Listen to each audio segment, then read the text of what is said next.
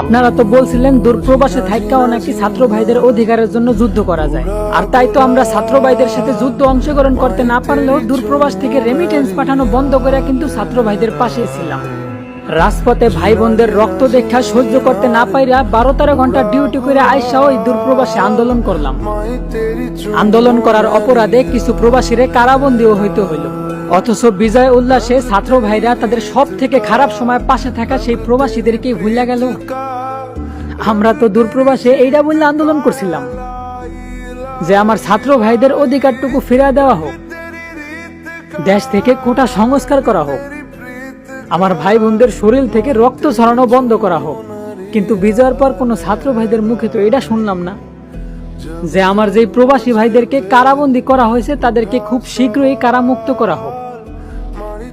তাদের মুখে এটা শুনলাম না যে আমার প্রবাসী ভাইদেরকে তাদের ন্যায্য অধিকারটুকু